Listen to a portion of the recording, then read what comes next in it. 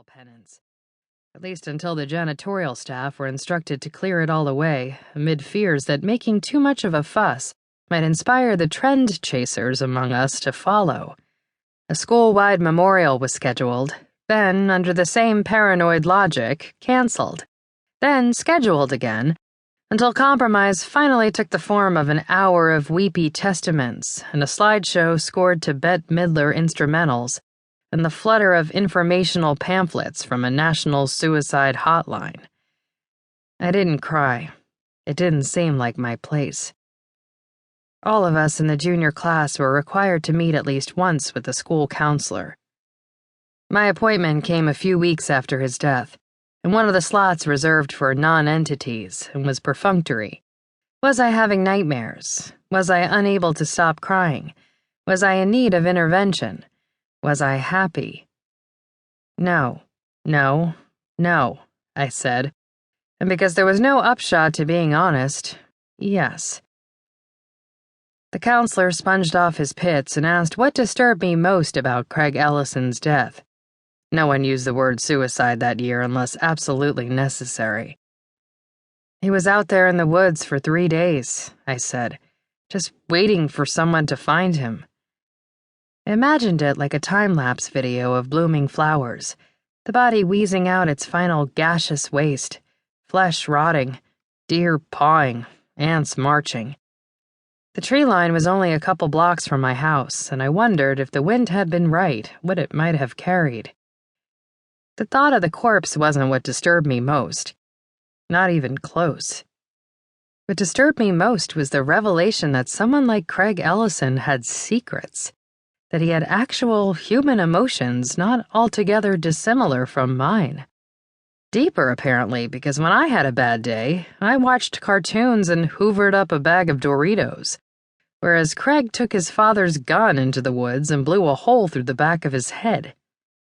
I'd had a guinea pig once that did nothing but eat and sleep and poop, and if I'd found out the guinea pig's inner turmoil was stormier than mine, that would have disturbed me too. Weirdly, then, the counselor shifted gears and asked whether I knew anything about the 3 churches that had been vandalized on Halloween. Blood-red upside-down crosses painted across their wooden doors. Of course not, I said, though what I knew was what everybody knew, which was that a trio of stoners had taken to wearing black nail polish and 5-pointed stars and had spent the week before Halloween bragging how they would put the devil back into the Devil's Night. Do you think Craig knew anything about it? He asked. Wasn't that the same night he, The counselor nodded. Then I'm guessing not so much. He looked less disappointed than personally affronted, like I'd just ruined his Murder, She Wrote moment. Insightful bystander unveils dark truth behind hideous crime. Even to people who gave Craig more credit than I did, maybe especially to them, the suicide was a puzzle to be solved. He'd been a good boy, and everyone knew good boys didn't do bad things like that. He'd been a high school point guard with a winning record and a blowjob-amenable girlfriend. Logic dictated joy.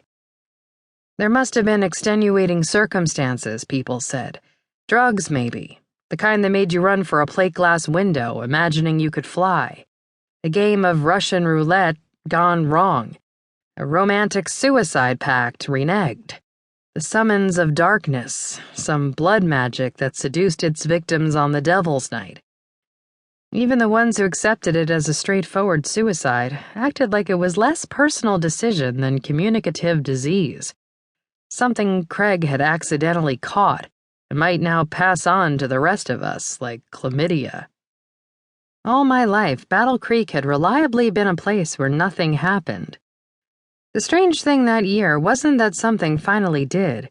It was that, as if the town shared some primordial lizard brain capable of divining the future, we all held our breath, waiting for something to happen next. Thanks to some ambiguous causal link the school administration drew between depression and godlessness, a new post-mortem policy dictated that we spend 3 minutes of every homeroom in silent prayer. Craig had been in my homeroom, seated diagonally to my right. At a desk we all now knew.